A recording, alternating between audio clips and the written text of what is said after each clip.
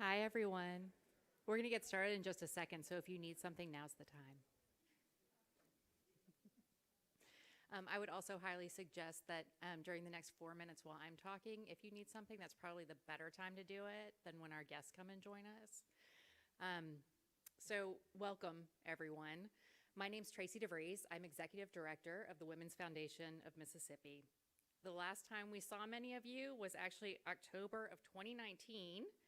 And at that time, we actually honored Rita Brent as a woman of vision that year. I'm really delighted to welcome her back this evening, especially because she has also joined our board this year.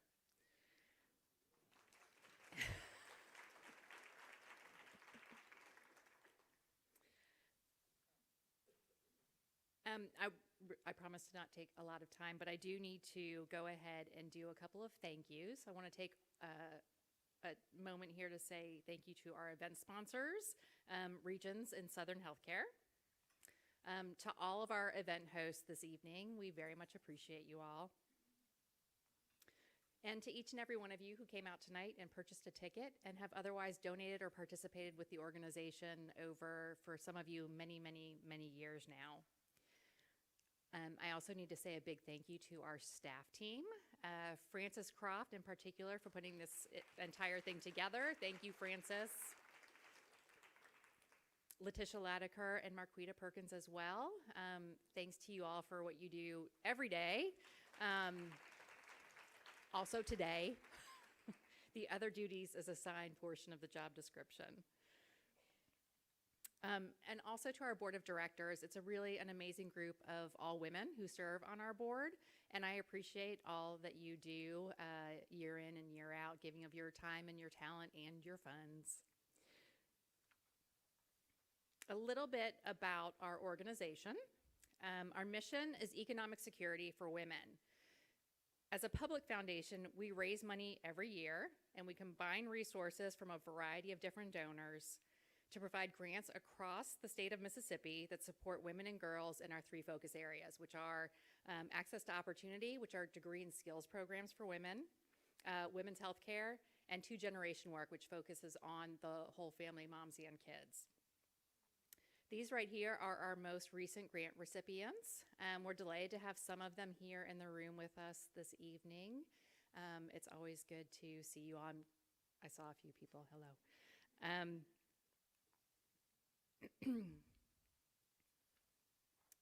We also offer a variety of signature programs. Some of you have been to those or participated in them. One is called She's on Board. It's a training seminar specifically for women who are interested in serving on nonprofit boards. The next time that we will do that will be March 24th, 2023. And so if you follow us on social media or you're already getting our newsletter, you will see that information. You can sign up, all of the things. So keep an eye out for that. If you're not following us and you're not on our newsletter, go ahead and sign yourself up.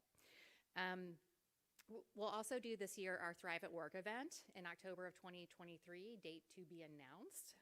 But this is another fundraising event for us. But it's an opportunity to highlight and engage business leaders in workplace policies that are good for women and families and that are good for the bottom line. They are not mutually exclusive. We also provide a variety of leadership development programs, and there are definitely some women in the room here this evening, I see you all over there, who are currently participating in a program called Mississippi Women in the Lead. We've actually partnered with the Mississippi Black Women's Roundtable. There she is, Ms. Welchin in the back. This is essentially an experiential fellowship program where women go through nearly a year's worth of training and then have the opportunity to participate with some organizations around advocacy work and to focus on women who are interested in running for office and serving in that way. So the reason that we're here tonight, Rita Brent is an award-winning comedian, musician, and military veteran. She grew up in Jackson, Mississippi, and credits her mother with single-handedly cultivating her talents and preparing her for the entertainment business. She's been a radio broadcaster at MPB and will be using those interview skills this evening. By the way, if you have not listened already, Rita did a series that we helped to support a couple of years ago a couple of years ago called Raised in the SIP.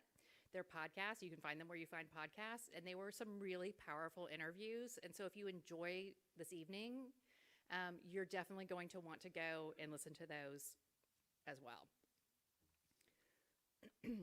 She's also appeared on countless TV shows. She tours with her mentors, Ricky Smiley and Cedric the Entertainer.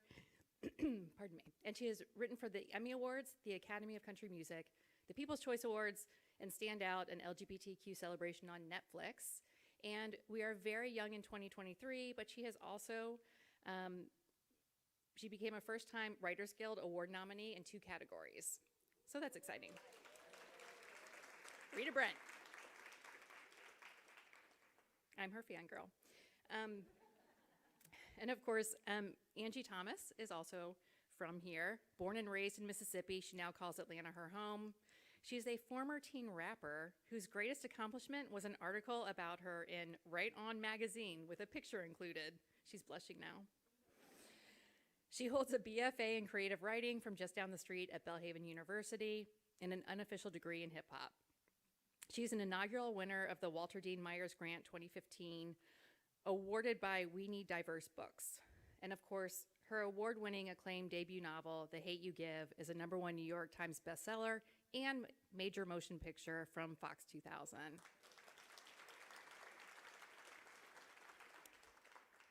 Her second novel, On the Come Up, is on sale now as well, as a couple of others that are back in the room. Marion Wright Edelman is credited with saying, "You can't be what you can't see." I want to thank Rita and Angie for taking an hour earlier this afternoon to meet with a group of students who are no doubt inspired in many ways now. I am beyond delighted to welcome to the stage Rita Brent and Angie Thomas.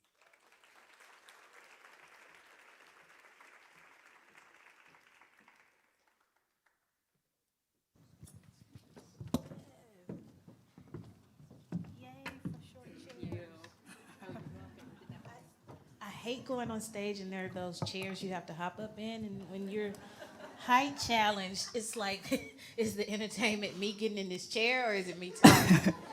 So. Your feet are dangling and all that. Good evening. Thank y'all for being here. Y'all look so nice. Man, in the blue, I see you, girl. Looking good. All right, so Angie, an honor to be here with you today, and congratulations on everything, first of all. Congrats to you. Man, that's what we're going to do. We're going to have congratulations competition. Back and forth. Yes. A pleasure to be sitting here with you. So let's start off strong. Book bans. No, I'm just kidding. We'll get to that. We'll get to the book bans. But, you know, I think about some people say they know what they want to be when they grow up. You'll hear entertainers say, "I knew when I was little what I wanted to do." Was that your reality? Tell me a little bit about little Angie. Little Angie dreamed a lot and she wasn't sure what she wanted to be. I remember there was one point where I wanted to be a doctor. And then I realized how much blood is involved, and I said, no, that's not for me. But I always loved storytelling. However, you know, when I thought about, well, when I told a teacher of mine about that I wanted to be a writer, she encouraged me to write. But then another teacher was like, yeah, there's so many great writers from Mississippi, Eudora Welty, William Faulkner. I was like, oh, can I see them? And all I see is 2 dead white people. I'm like, I'm not that. I can't. You're not. I was like, I don't think I can be one.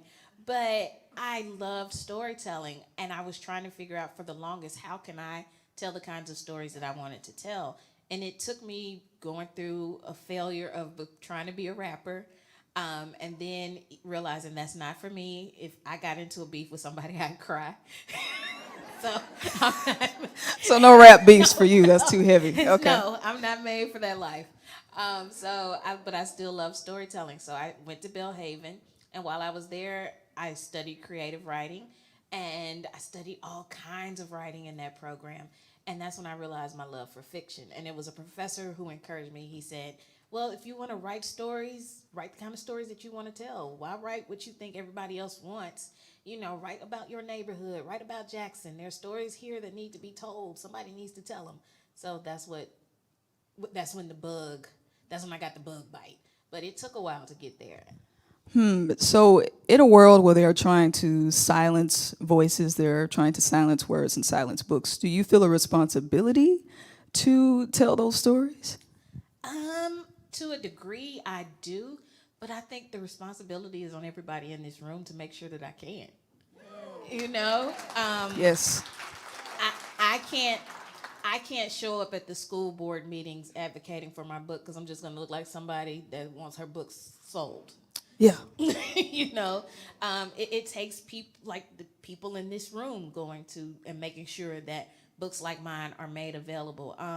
We're in a kind of dangerous time right now, you know, when people are acting as if books are more dangerous than guns. And I have yet to meet a young person who has read any of my books and say that my books made them feel bad about themselves. The funny thing is, kids never identify with the bad people in the books. They never Wow. do. They never do. But the adults in their lives do. And they get uncomfortable about it, especially when their kids start realizing you have some of the same qualities as maybe the racists in this book. Uh-oh. Uh-oh. You know? So, but the thing is, we're in a time now where people like you and me, our stories deserve to be told. For so long, we've been silenced or we've been the subject of stereotypes. And for once, we've finally gotten in this space now where we can tell our stories, and we should have these opportunities to tell them as real and authentically as we should be able to, without people worrying about how comfortable they are when they read it. Because if my existence isn't comfortable, I should be able to tell that. And tough on you that it makes you uncomfortable. Be so uncomfortable that you want to do something to change it. Okay, y'all better tweet this stuff. Y'all better tweet. So, on the topics of the book bans, how does that affect you? Does it bother you? Does it hurt you? And does it help your book sales? It initially bothered me, but then I looked at the list of books that have been banned historically, and I'm in good company. And then when it first happened, it happened in Texas. And I will never forget, I was here in Jackson at Kroger on 55, right after the first time it was banned in Texas years ago. And this older white gentleman, he approaches me. He said, "Ain't you that author?" And I'm like, uh-oh. And I'm like, "Yes, sir." He said, "Didn't they ban your book in Texas?" I said, "Yes, sir." He said, "Girl, you're doing something right. They ban everything there." So, Yep. but I'm still inspired because young people are fighting. They're fighting for those books to get back on the shelves. And so it bothers me and to a degree, but now I'm at the point it doesn't bother me as much.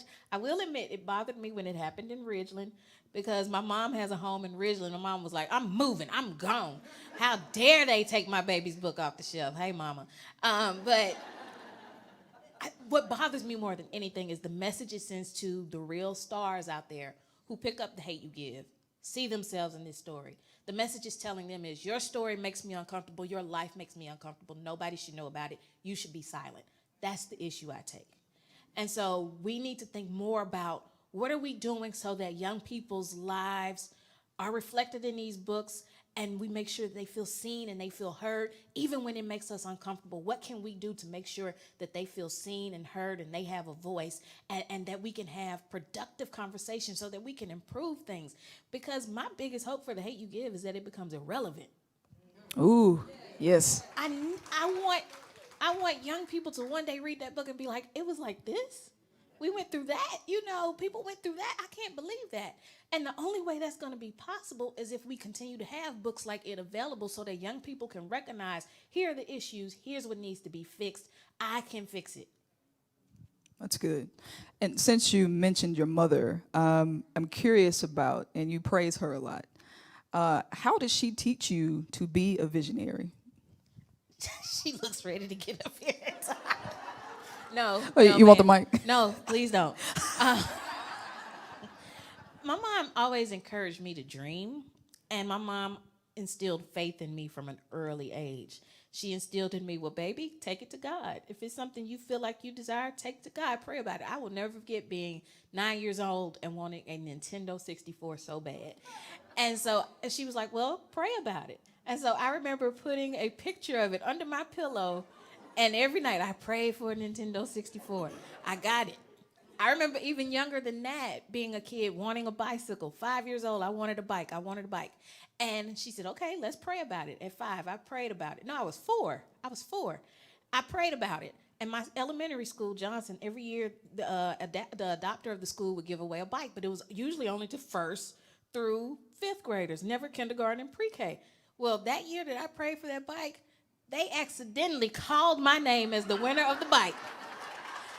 And from there, my mom was like, see, you believed it, you saw it, you prayed for it, you had faith. It happened. God listened. That's why I'm a visionary, because of my faith and the faith she instilled in me and the way God blessed me with that. Ah, that's good. So you believed before you saw. Absolutely. Which I think is challenging for some folks. They have to see it to believe it, which is fine to have an example. But yeah, believing is seeing. Yeah. So you're saying all I got to do is pray for Biden to forgive these student loans? Because I've been praying for 12 years. With 2 or more come in agreement. 2 or 3 come together. Hallelujah. Okay, everybody bow your heads. I'm just kidding. Okay. All right. So we're both from Mississippi. You're from Georgetown. I grew up in Presidential Hills and then moved to South Jackson. We talked about this earlier with the girls. When we travel and we tell people we're from Mississippi, we're met with all kind of disrespect. You know, y'all wear shoes down there. Y'all still on horses. You know. Y'all got toilets. Yeah. Yeah. Brett Favre stole that money. All kind of questions. And now the whole water situation, they're like, do y'all got running water? Yeah, the water situation was wild. For a while, I was like, I'm from Jacksonville. I ain't from Jacksonville. But I want to flip this and ask you, how has Mississippi helped your trajectory? How has it helped your journey? How has it shaped you as a thinker? I wouldn't be the author I am without Mississippi. I know that for a fact. You know, but I used to tell my mom, I was like, it's so boring down here. I ain't got no choice but to do something but write. You know, but this place is full of so many rich stories. And I think it was Faulkner who once said, if you want to understand America, you need to understand Mississippi first. Right. You know, and knowing that there's so many layers to this state, to the people here. As a creative, you can't help but get inspired, you know. But I will say, too, being from a place that is so often looked down upon and being from a sector of society, a young black woman living in the hood, that's a sector that's so often looked down upon.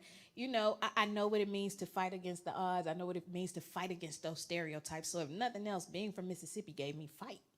It gave me a fighting spirit, and I'm thankful for that. And I'm thankful, though, too, for the roots of humility. I'm so glad I didn't grow up somewhere like L.A.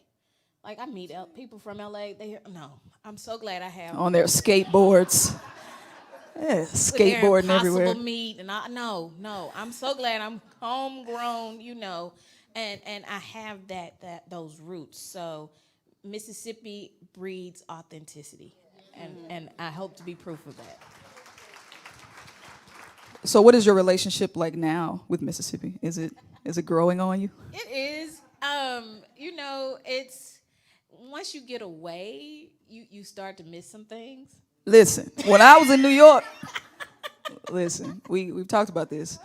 In Atlanta as well, just the traffic is horrible. You know, we get on 55, we get anywhere in 10 minutes. Yeah. You know, when living in New York, the rent, we were paying $2,100 for a 700 square foot apartment.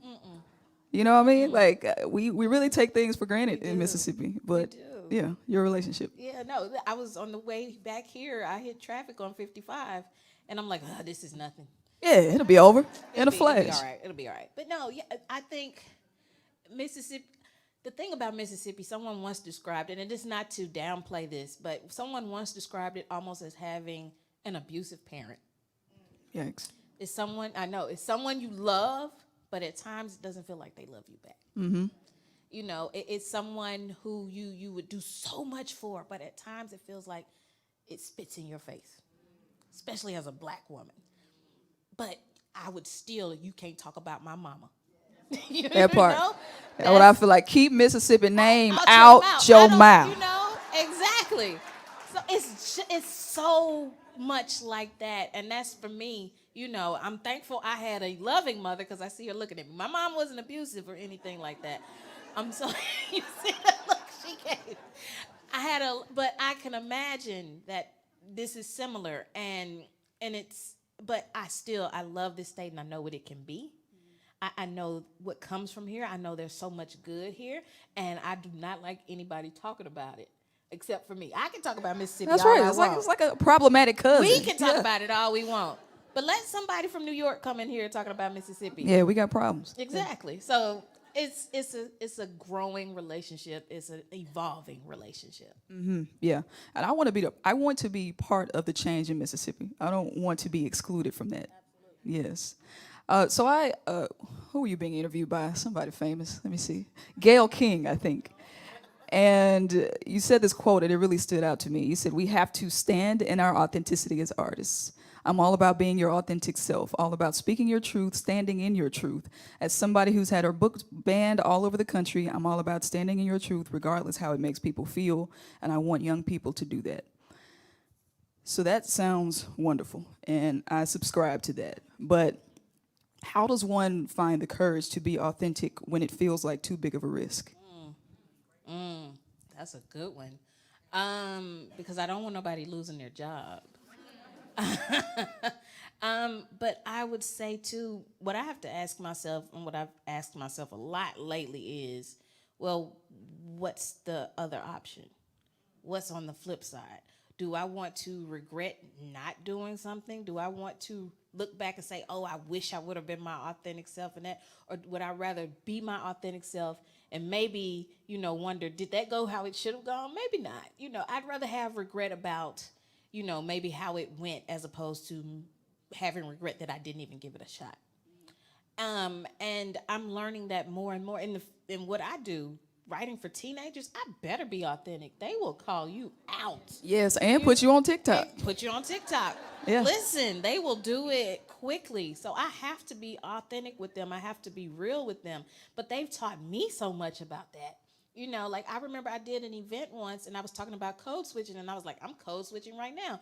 And this little group of teenagers, 15, 16-year-olds, black kids, they're like, yo, they came up to me afterwards. Yo, why you do that? I said, why I do what? Why you code switch? You ain't got to do that for nobody. You be you. I said, all right, cool. But I think, too, the more we're our authentic selves, the more we're going to force the world to accept it, whether they're ready for it or not. I think there will come a time where a young person won't have to code switch. I hope so, because we know what they're saying. Just because I speak a certain way does not take away from my intelligence, and I wish we get away from that mindset. But we have to foster an environment where people can be their authentic selves. It's about getting our comfort out of the way and allowing people to be. And that's something young people have taught me, and I hope more of us learn from them in that sense. They're authentic. They're being their authentic selves, and they're loving it and learning and loving one another and figuring things out, while we're still sitting here trying to put them in boxes, and they've destroyed the boxes. So why can't we start destroying boxes ourselves? Yes. When we were speaking with the girls earlier today, you revealed something that I didn't know, that you had a book that you had written before The Hate You Give that received 200 rejections. You pitched it, and you kept getting no's until you finally got that yes. Now, for some people, they don't have that resilience. One no cripples, and it's like, okay, well, maybe this isn't for me. How did you find your perseverance? I had to focus on my vision, focus on my dream, and not so much focus on the right then and the right now. I had to try to look ahead and imagine what could be ahead, and remind myself that if this is what I want, it will be worth it to keep going. That's what you have to focus on. This is all about visionaries and vision, blah, blah, blah. But if you have a vision for yourself, and that's what you know is your purpose, that's what you know is your calling, that's what the Holy Spirit has put down in you that you're supposed to do, but people don't seem to see it for you, you still got to see it for yourself, because it was given to you for a reason. And so that's what I had to keep telling myself, that look, just because I'm getting the no's now does not mean I will get the no's forever. And that book was rejected 200 times, and I put it aside. I decided, you know what, let me work on something else. The something else turned out to be The Hate You Give. Well, about a year and a half ago, I decided, you know what, I'm going to pick that book back up. Let me take some characters from it, rework it, and set it partially in Jackson, and let's see what we can do with this. I did that, and now I got a multi-million-dollar book deal. Come on, somebody. So, like, Come on, somebody. so what that reminded me was no isn't always no. Sometimes it just means not right now. So to get specific when it comes to having a vision, for me, as it pertains to a vision, once I write it down, it makes it real. Or once I put it on Facebook, oh, this is what I'm going to do, then I have to hold myself accountable. Is it that particular for you? Do you write your vision down? Do you just speak it into being? For those starting from scratch, your suggestions? Yeah, I write it down. I just don't put it on Facebook though. You can do that. I don't share everything with. I don't want everybody knowing. But that's me. Yeah, I don't think that you should share your vision with everybody. No, because everybody won't get it, and they're gonna find. Or ways they'll to pray discourage against it. Exactly, exactly. And we're not dealing with that kind of witchcraft. So, you know, we're not letting them speak against us. No, but I do. I write stuff down, and sometimes I sit there and I try to envision who I want to be 5 years from now, 10 years from now, and I write that down as a reminder to myself. You know what? This is what you're aiming for. This is what you're going for. And sometimes it takes just doing that as a reminder. And a friend of mine, she does a vision board. I think that's a great way too. Yeah. You know, but and even if you don't feel comfortable writing it down, keep it in your heart, keep it in your mind, and remind yourself what you're going for, and don't lose sight of it. Do you have accountability partners, like people you do share your vision with and they hold you accountable and vice versa? That one right there. Your mother? And one of my best friends too. So like I'm very limited in who I share it with, because not everybody's gonna understand it, and that's okay. But I'm not gonna let my thinking be limited by their thinking. That's good. We have to remember that. Yes, that's good. So I think this is so amazing. At Belhaven, a scholarship has been named in your honor.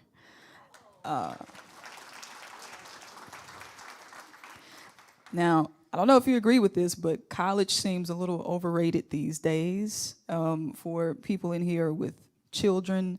I know some kids are just not interested in college. Do you still think that is a path worth taking? You know, because you majored in creative writing, but the path to get to where you are now. I know it's not the same for everybody, but your thoughts?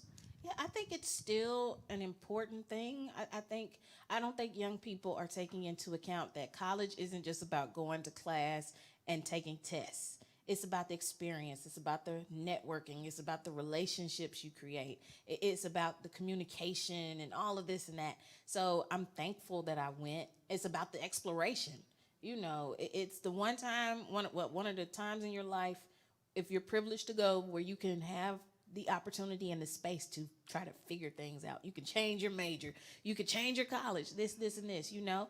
And I don't think they take that into account enough. But also I need more of us to stop pressuring our young people, acting as if that's the only way. Trade school is great. You know, not everybody's going to be a professor.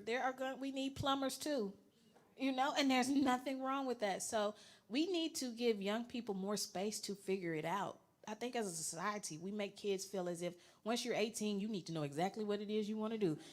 How many of y'all in here are still figuring it out and you're not even nowhere near 18?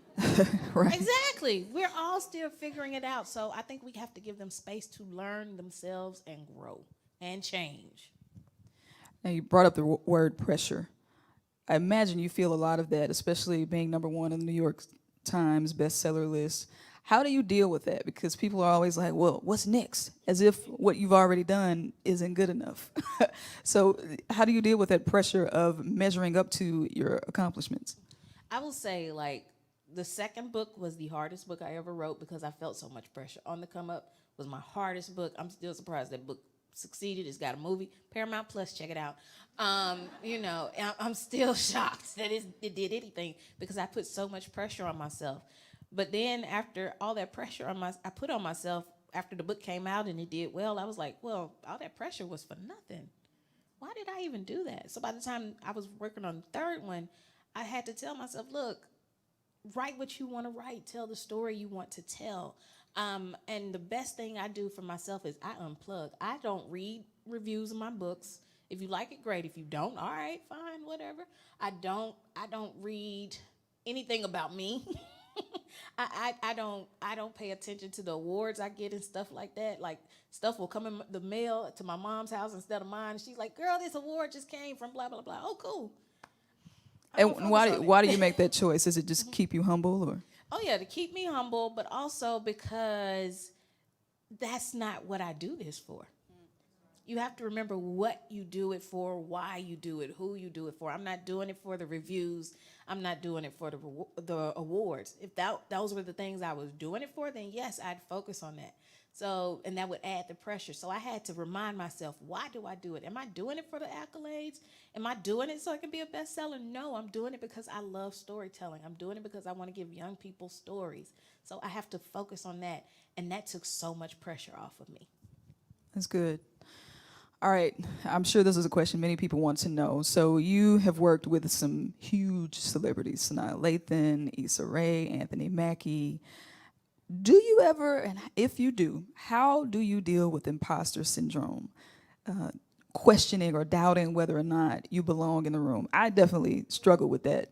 You know, when I wrote for the Emmys, I was in a writer's room with folks who had written for In Living Color and Eddie Murphy and Chris Rock, and I was a baby in the room. And I'll be honest, I told my mom, I was like, I don't know if I belong here. And mom was like, yes, you do. You're there. You know, Absolutely. but that self-doubt and the imposter syndrome will sneak up on you every once in a while. So what is your approach to combating that? Yeah, oh no, I dealt with it. I still deal with it. I was at, I mentioned it earlier, I went to Tyler Perry's studio opening a couple of years ago. And that thing was huge. Oprah was there. I mean, Beyonce showed up. She was like, where that thing is right there, that's where Beyonce was from me. My Lord. I know, wow. You know, Halle Berry had on a big hat. It hit me in the face and she apologized. I mean, Bill Clinton put his hand on my shoulder without permission. It was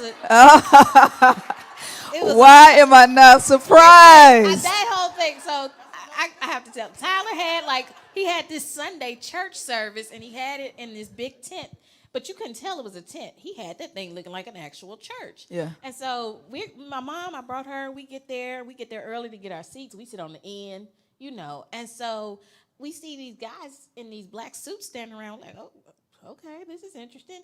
And so I feel this hand fall down on my shoulder and this southern voice, wow, this is nice. I can't tell this is a tent. Can you tell this is a tent? And I'm like, why you got your, oh. I'm so glad I didn't touch him because the Secret Service probably would have come out. It was Bill Clinton.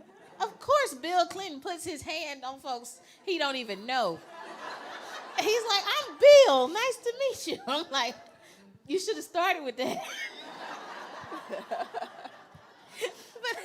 Well, clearly, you know him. I know him, but he don't know me.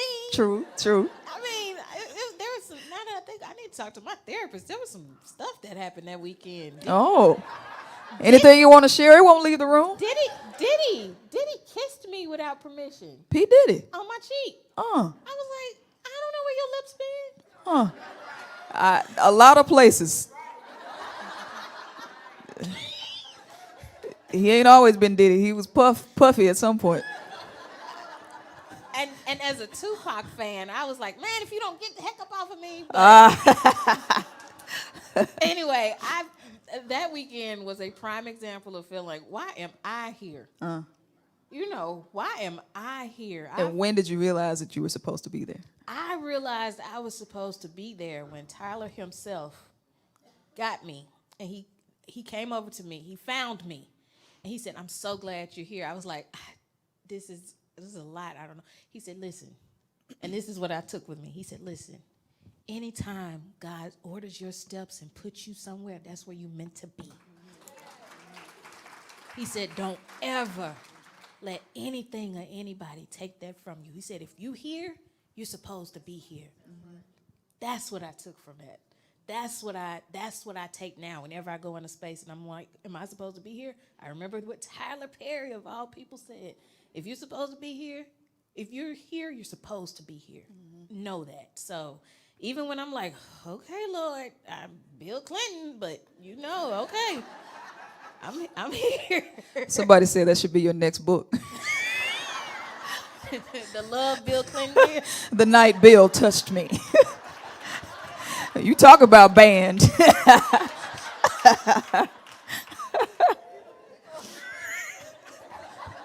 Now don't y'all go tweeting about this and start no mess. We gonna know it came from somebody in this room. We have your emails.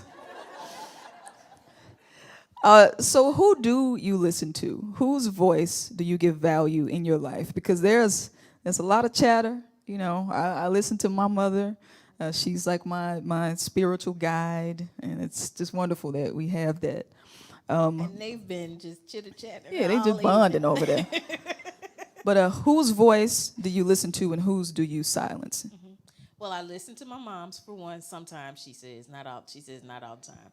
Um, but you know what I've been doing for the past few months is learning to identify and listen to the Holy Spirit. I've gone on a spiritual transformation the past few months. The Lord has done amazing things through me, and I know He's got more coming. And I'm so thankful that I know His voice when I hear it, because that's key, you know. And knowing that and listening to that, I've started to silence all the other stuff. I mean, I listen to my agent, I listen to my editor, I listen to, you know, fellow author friends and stuff like that. But the voice that I listen to the most is that one. That still voice, you know, in the midst of the storms, whatever it may be, I listen for that. I seek that. And that has not led me astray yet. And I'm so thankful for it. So that's the big one. But I also want to listen to people who have done what I want to do. You know, I look at like the Tyler Perrys. I look at the Issa Raes, and I look at them, and I see what they've done, and I look to what their advice is. And I think it's important to do that, but also to know too that if I want God to do something in me that hasn't been done before, I can't limit myself to even their advice. So You better speak. You gonna be a preacher at some point. That's fine. We'll settle for author for right now. Best-selling author. my church would be ratchet. Hey, we need a ratchet church. See, that's the thing. We need a ratchet church. We need authentic religious leaders. We're gonna be doing remakes of Tupac songs. You know what I'm saying? Like, oh, Keep no. your head up, Jesus. Hallelujah. Since you brought it up, I sometimes mentally it is a struggle to be a creative or to try to be a visionary. It's a struggle because if you're later in life, you have children and you're trying to help them grow, and sometimes you forget about yourself. I think about my mother had me at a young age, and then she put all of her wants and desires on the back burner, and you know, just recently got her doctorate, so she had to come back to that. But when the stresses of life, you know, are coming your way, how do you stay grounded? I know you mentioned therapy, but I think the mental health is extremely important too, and it cannot be underestimated. Oh yeah, absolutely. No, my therapist, I'm so thankful for her, and that's been a huge help. And just unplugging too, you know, and coming here to Mississippi, getting away from other stuff helps a lot too. Staying grounded, and also just learning that I'm more than my career. I think a lot of times we get so caught up in our titles. If you're a parent, you know, you get caught up in that title. If you're a doctor, if you're a lawyer, you get caught up in titles. And we have to understand we're more than a title. I'm more than an author. I'm more than that. I'm a human being. I'm a woman. I'm a person who has, you know, other desires and needs and all of these things. And it's okay to focus on that more so than the career stuff. So it's about the best thing I do for myself is, you know, don't worry about that author stuff. Don't worry about that work stuff. Unplug away from that for a bit and separate myself from that. You know, so like when I leave here, I'm gonna go get my dog from the sitter. We're gonna go play. He's gonna tug at my sleeve. I'm gonna have to get out this dress because I can't have that. But you know, we're gonna play, and you know, there's nothing that makes you feel more humble than a dog that will, you know, expect you to clean up after it. Yeah, Like, picking up hot yeah, there's stuff. nothing to keep you more humble. So it's just focusing on those things, the small things that help me to unplug and help me to stay grounded. You mentioned earlier to the young girls that your prayer life is very important to you. What if somebody is not religious? I know people who are veering away from religion. They have questions about Christianity and the root of it. So in a spiritual sense, what are some tips and tools to keep you grounded? Well, just as an advocate for Christianity, I say it's not about the religion; it's about a relationship. Yes. Period. But if that's not you, hey, I would say you still need to have something that grounds you. You have to believe in something bigger than yourself, because this world is so overwhelming that you have to believe in something bigger than you, and you have to at least believe in a bigger purpose than you. So I would say, take those times. If it's not prayer, do some meditation. you know, be with yourself if nothing else. Be with your thoughts for a bit, and clear your mind. But believe in something beyond you, and focus on something sometimes beyond you, and it can go a long way. I think self-care is paramount, and however that may look for you is important, but sometimes self-care just means getting away from everything and being one with your thoughts. I think that can sometimes be the best thing. Like earlier today, I sat in my yard on a towel, and I just sat there in the grass, just one with my thoughts, praying and meditating. And then here comes my dog pulling at my sleeve. But again, having that time with me and the God I serve does wonders for me. So, but even if you're not religious, having that time with yourself, that quiet time to listen to your thoughts, to listen to your heart, can go a long way. That's good. We're going to open the floor for questions in just a minute, but just wanted to know, is it okay for your vision to change? How do you know when it's time to adjust the vision? It's definitely okay. My vision at 13 and 17, I wanted to be a rapper. That's not happening. Uh, so it changes because we change. We evolve, we grow, we learn, we become new people. So of course, as we change, sometimes our vision will shift and change as well. And I think that's a beautiful thing, and we have to allow it to change. I don't think as adults we give ourselves enough grace to grow. We act as if, once we're grown, we know what we know. We can't change. We can't learn. We can't blah, blah, blah. Yes, we can. We're supposed to. And we have to give ourselves that permission, and give ourselves permission to let our vision shift. And know, too, that just because it's changed doesn't mean it's still not important, doesn't mean it's still not something that can be achieved. And also, but it's so important also to still have a vision. Even once you've reached, that initial vision, okay, what's next? What do you see for yourself next? How do you see yourself next? What's the next thing? I think you have to do it because it does something not only for your soul, but there's something about finding your purpose.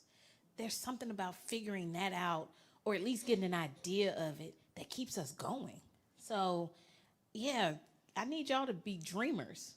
I think we get to a certain age and we act like we can't dream, because that's really what a vision is about. It's about dreaming. So I need us to keep dreaming no matter how young or old we are. Keep dreaming, keep visioning things for yourself.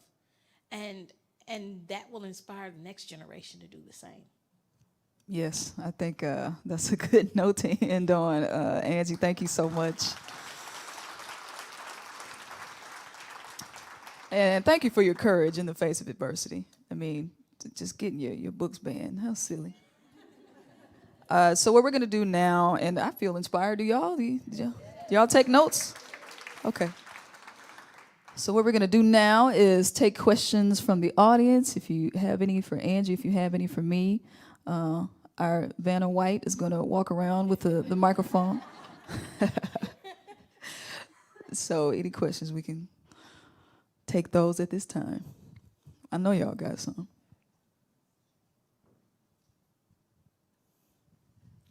Hi, I'm Tori Martin. One question I do have is we've talked a lot about the book bans, but are you aware of an organized effort to remove the bans? Is there one that you support? Oh, I do know that shout shout out to the teachers and the librarians who are fighting all the time. I know that the American Librarian Association is always doing things. I don't know of specific organizations. To be honest, I try to stay out of it because I know if I get involved, it's gonna be like, oh, here's the author. Of course, the author wants the book. But I will say, not only are teachers and librarians fighting, young people are. When it happened the first time in Texas with the Hate You Give, it was a school district outside of Houston, and this one young lady, 15 years old, loved the Hate You Give, and she said, I want this book still in the schools. So she got a petition. She got like over 100 signatures. She went before the school board herself. She did a PowerPoint presentation better than anything I've ever done, and she got the book put back on the shelves. But even before she did all of that, the kids were still passing it out in the hallways amongst each other like, it was contraband. So I will say I'm hopeful, but what it will take is it's going to take people from the community showing up at these meetings as well. It's going to take the parents who do love these books, who do know that these books are doing or benefiting their kids. It's going to take y'all showing up because the detractors are loud. But the supporters got to be just as loud, if not louder. So we need more people speaking up and speaking out for them. Y'all have just as much of a right to show up at a school board meeting as anybody else. What happens if a teacher just assigns the book anyway? They get fired. Oh, okay. That's what's been happening a lot. A lot of teachers have had their job security on the line because of books. And I'm like, all the things that are happening right now. People are getting fired over books. Do you know how desperate we are for teachers? Do you know how much we need teachers? And their livelihood is being put on the line because of books. So it's a fight, but I'm not gonna give up. I still have hope. But it's gonna take people being loud in support, just as loud as the negativity is. But it's also a testament to the power of these books because otherwise they wouldn't be trying to block and stop. It's the same as voting rights. I mean, they literally killed people to block black people from voting and trying to do the same thing right now. So that is a testament to the importance of continuing to write important material. Yeah, and I wish they realized that when they ban these books, they only make the kids want to read them more. Right, right. Like, I've had kids who've reached out to me and they're like, I'm sorry, I downloaded it illegally, but they banned it and I'm like, you know what, baby? I've made enough. I'm good. It's all right. So Also, they're being honest with you. they be honest. Oh. I'm like, our kids are honest. Like, I've had kids write to me and say, so I'm doing my homework and the question is blah, blah, blah. How would you answer this? I'm not doing your homework for you.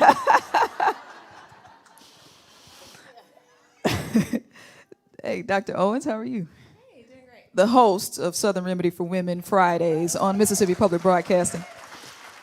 So now you know how Rita and I met.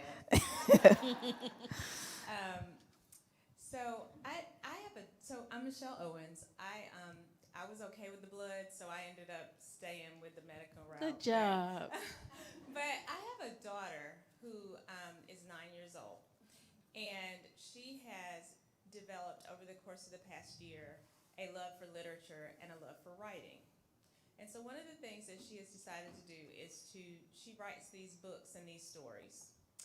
And I just was wondering, what advice would you give to, if you're looking back, thinking about what you know, because publishing and book deals and all of those things and encouraging writing is kind of something that seems very nebulous, and a lot of people don't really know how to get into it. So what advice would you give to younger individuals who find themselves loving telling stories and writing stories if they wanted to somehow follow in your footsteps? Yeah, well, right now I would say just do it for fun, for the love of it. Write and read a lot. I tell kids that all the time. They're like, how do I become a writer? I ask, do you read? Oh, you got to read. So encourage that, encourage reading. And as they get older, I tell them too, if they want to be a published author at 16, they can. I know some. It's possible.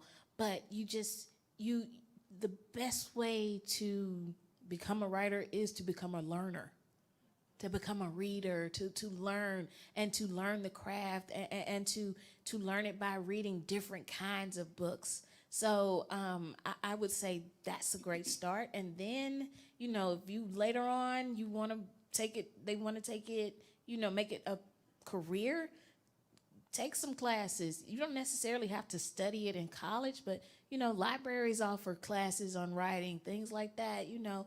Meet writers, go to book events. I think that's a huge one for kids. I think more kids need to go to book events if they want to be an author, so they can see someone and see them in the flesh and say, oh, wow, I can do that. You know, I have so many kids who come to my events and they're like, okay, now I think I can do it because they've seen me. So, you know, I have a book coming out in April for her age range. We're going to have an event hopefully with Lemuria. Bring her to it, you know, and I'll sign a copy for her and everything, you know. So I think it's just at where she is right now, encourage it, get her books, show her authors who look like her, let her read books about people who look like her, and that will go a long way. There's Tommy from the film office. Hey, Hey, Tommy. Rita, how are you doing? Angie, I appreciate both this conversation just in general, and I agree with so much of what you said, just about the authenticity of Mississippi, and being from Mississippi, that's kind of, Mississippi breeds authenticity, I think is what you said. So I guess my question is about that. You know, you talked about having this kind of relationship, Mississippi having being the parent, right? The abusive parent. Just out of curiosity for both of y'all, like, what's your vision for Mississippi, like, moving forward? You know, since we're talking about, you know, keep it as long or short as you want, but just out of curiosity, we're here talking about visions. But what is your vision for Mississippi moving forward, for you? You know, however that resonates and however that comes out, I'm interested. I'll let to you hear. take this first. Well, getting the Confederate flag down was one thing that's, you know, that's progress. My vision for Mississippi is that we are all well represented. It seems to just be a certain type of folks in leadership that does not represent the community. And that is massively frustrating because I don't feel seen, yet I pay money in Jackson, I pay taxes. You know, I want the potholes to get fixed. That's part of the vision. That's just a small thing. We talked about the small stuff, fix them potholes on Mill Street. But yeah, just better representation. I think that's important, and it could also prevent our talent is being exported. They say that people don't want to stay in Mississippi because they don't have hope. What you stay here for a long time and you're here now. But you go, but then you still give back. That's important, you know. So you're not in that, but we export a lot of talent, you know. And so I think if there were better representation, better support, and just go on somewhere with the supremacy and the privilege. Like, that's such old news. It's so outdated and it's just so old. I think if we could just get over that, you know. It's almost like we're trying to hold on to the old narrative. Like, you know, every time we get close to something and then we pull back. Yeah, and another part of that vision is quit welcoming celebrities, you know, that then leave and talk noise about us, because I am not happy about Deion Sanders at all. So having people in this state who have a real investment in the state and its progression and, you know, are not just opportunists. Yes. Yes, everything Rita said. Everything Rita said. And side note on the potholes, in this book I got coming out in April, is a fantasy book, Nick Blake and the Remarkables. It takes place partially in Jackson, and there's a magical explanation for the potholes. I want to hear this. And if my song, Can You Rock Me Like a Pothole, is not the soundtrack for this book, I know something. Give back to me, Angie. I don't know if that's going to be appropriate. It's about 12-year-olds, Rita. Okay. They can't ride nothing like a, no. For the record, babies sing that song all the time. Oh. Just for the record. Okay. Well, But your vision for Mississippi. No potholes in Jackson. Um, and a place of equity. You know, there are, what a kid in Jackson needs is not the same as a kid in the Delta. Yeah. What a kid in West Jackson needs is not the same as a kid in Madison. And we talk about, equal opportunity, blah, blah, blah, but some of our young people just need basic needs met. Yes. And I wish we lived in a state that actually cared about the basic needs of our most vulnerable people when there are so many of them. My hope for Mississippi is, too, that we can get from the bottom of all these lists. I get tired of Oh being my at the bottom. God. Yes. I get tired of Mississippi being at the bottom. I get tired of folks from Alabama saying, at least we're not Mississippi. No, Right. forget you. That's my vision for Mississippi, that this place that I know can be great and this place I love, that's reflected on a bigger scale. The good here is reflected on a bigger scale, and that people also stop doubting us. And that, we become one of those places. You know what? I like going to Mississippi. It's nice. This is one place people like, I'd never go there for a vacation. Well, forget you. We got good beaches and stuff, too. Oh, Okay, no, we don't. yeah. Not when the water's same color as our skin, Angie.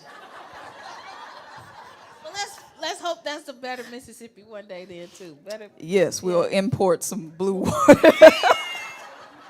But if nothing else, just getting off the bottom of all these different lists, Yes. that would be a wonderful thing. That would be great, yes. And I think as people visit Mississippi more, I speak with Tabby all the time about folks coming here to do films.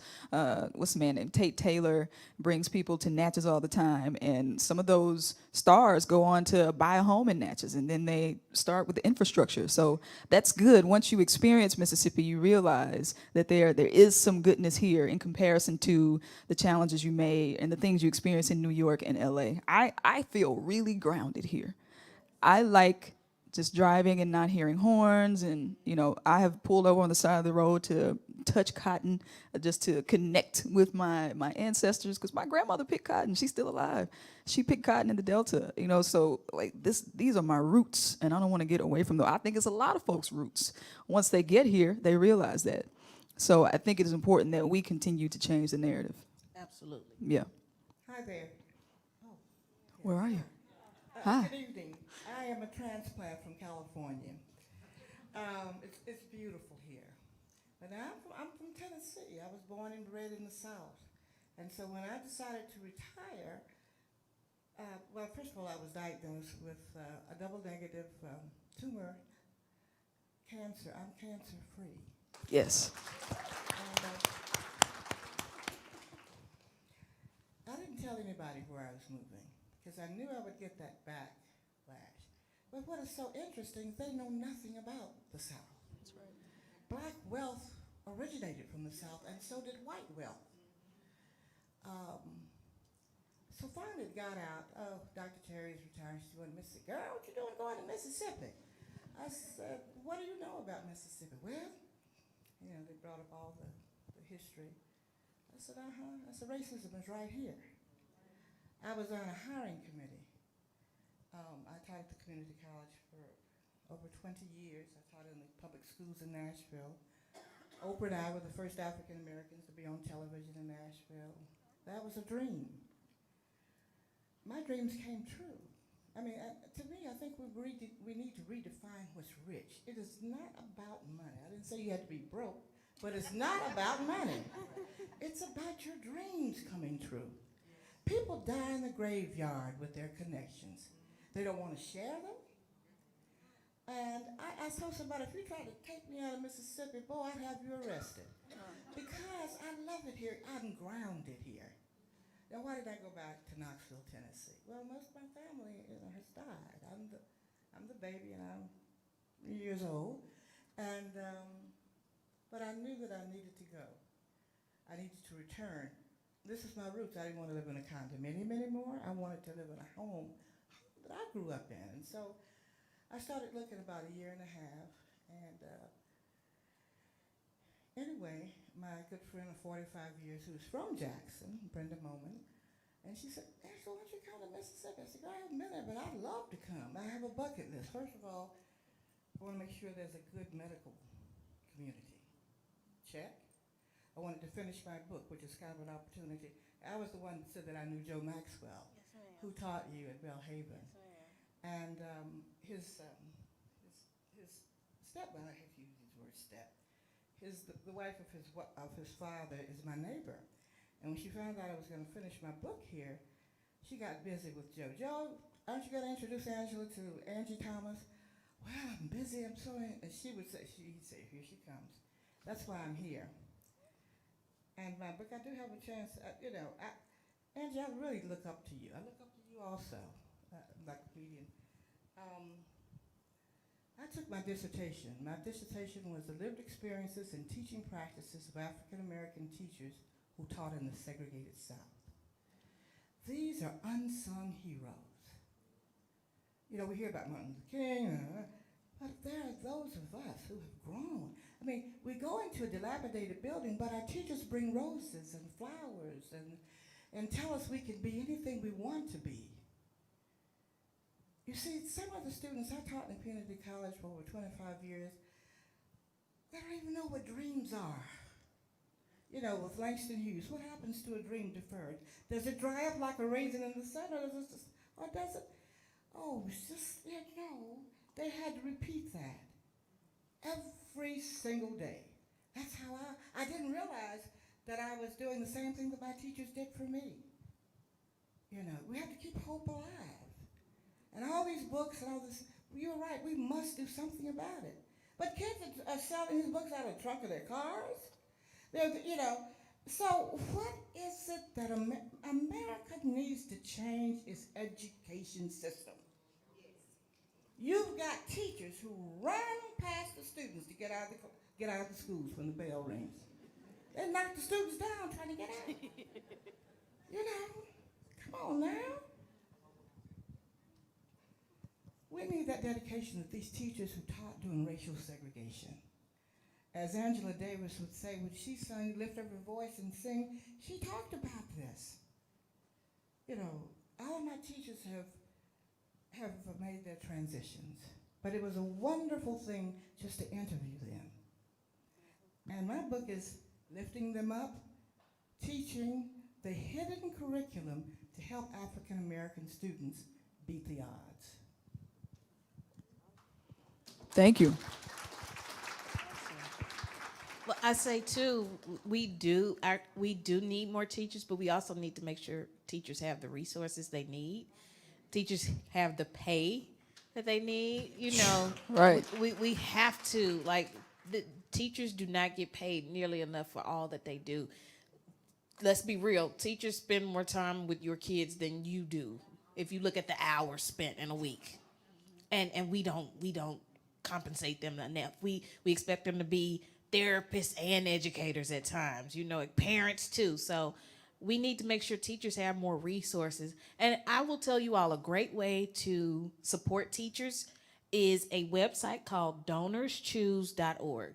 It's almost like a GoFundMe for educators, and teachers will put their lists up there of things that they need funded. Sometimes it's just they need Kleenex and sanitizer in the classroom. They need books, blah, blah, blah. You can pick classrooms from right here in Jackson and help these teachers get these supplies into their students' hands. So let's make sure we're supporting them so that they can be there for our kids. You repeat that website one more time? It's donorschoose.org. Awesome.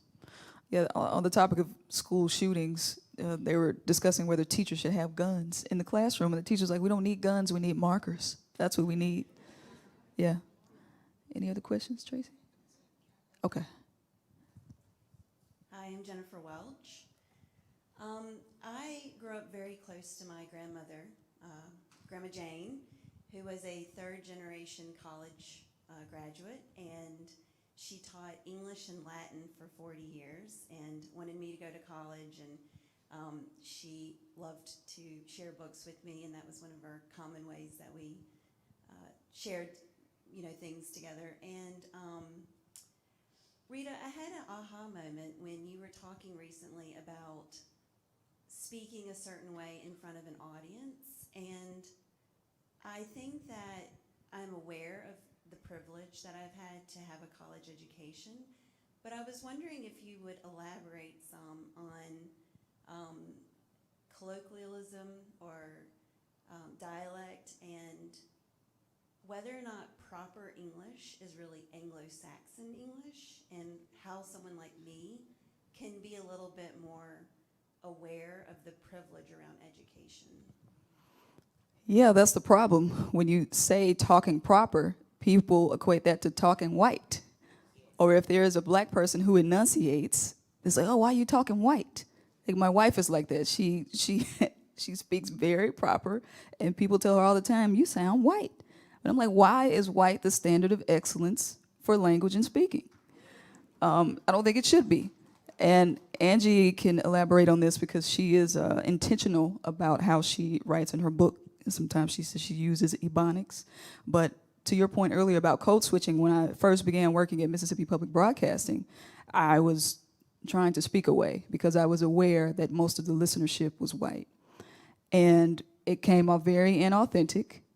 And I realized that it didn't matter if people didn't want to listen after they discovered I was black, then they just wouldn't listen.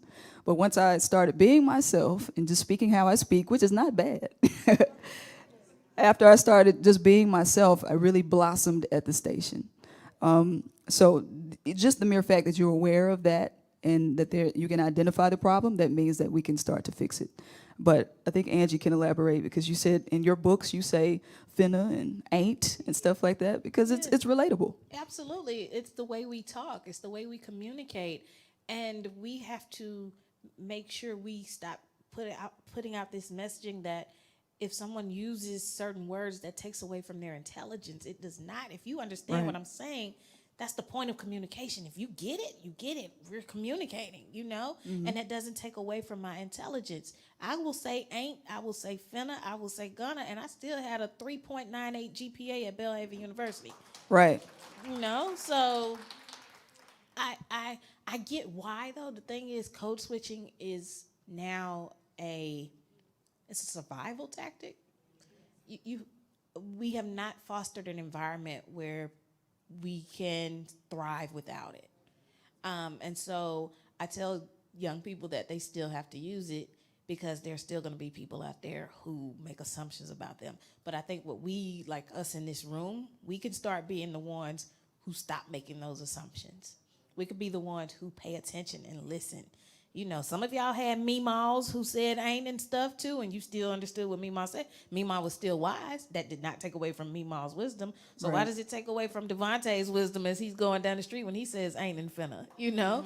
So we can encourage, we want young people, we want people period to communicate because we have we are having a communication issue in this society right now.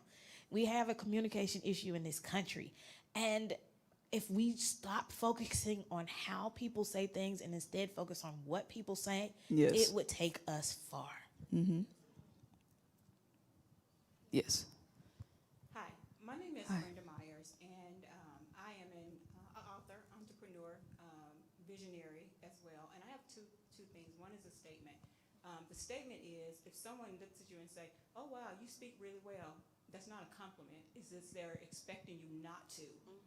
And the second thing is, as far as publishing, how do you feel about novice authors self-publishing as opposed to going to the 200 rejections where they might not have the intestinal fortitude to withstand it and keep going? Self-publishing is a great avenue, but I will also say know what you're getting into if you're getting into self-publishing. You're going to be the one doing everything. You know, with me, I don't have to worry about marketing.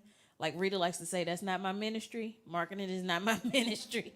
You know, I don't have to worry about publicity because they have someone to handle that. But when you're self-publishing, you do it or you're going to hire somebody out of your own pocket to do it.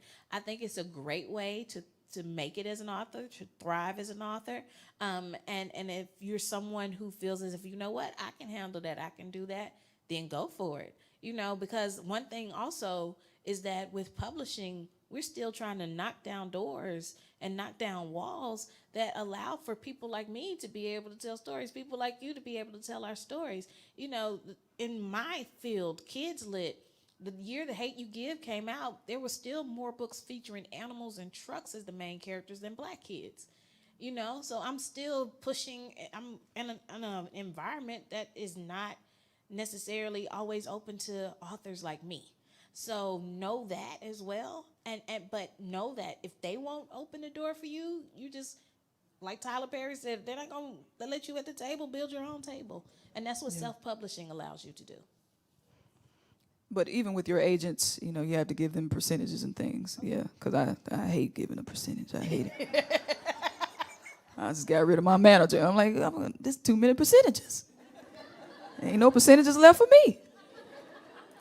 But you talked about that, having a literary agent, and you said if they ask you for money, then that's as my grandmother says, it's a dead cat on the line. Exactly. Okay. Yeah. No. A little. You don't know what that means, but you know what it means, right? I know what you Yeah. mean. Yeah, no. A legit literary agent will not ask you to pay them up front. They get paid when you get paid. They get a percentage, and they're gonna work for that by negotiating that contract and stuff like that. So, yeah. Otherwise, dead cat on the line. Dead cat on the line. I think we cat. had. Is that it, Tracy? Okay. As Tom's we've enjoyed hearing from you.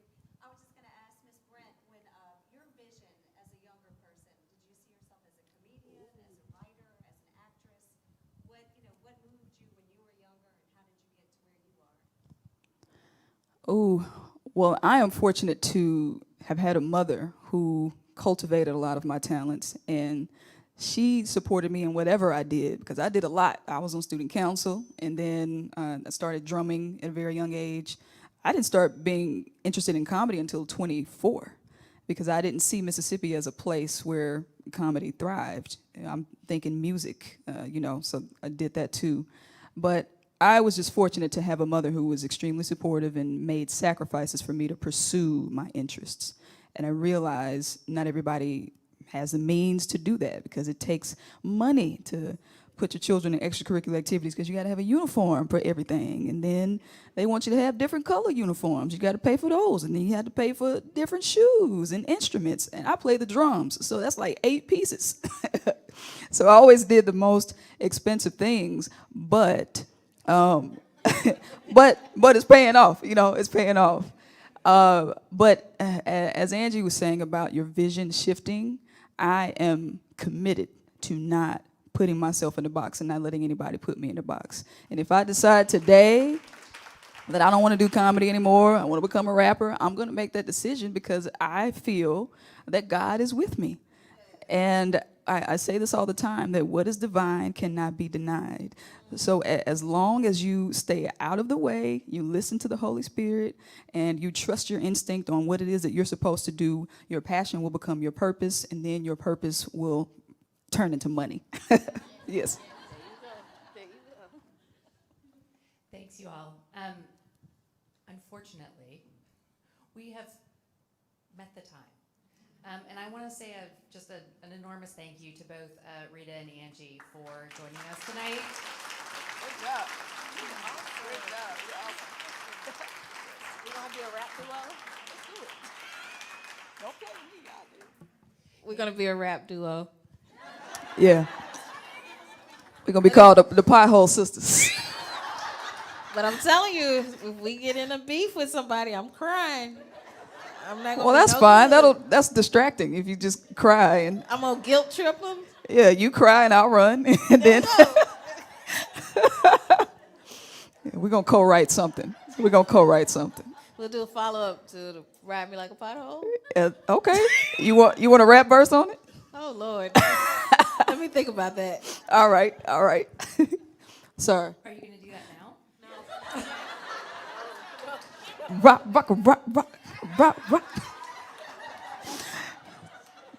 Tracy, don't egg me on. Look, Angie blushing.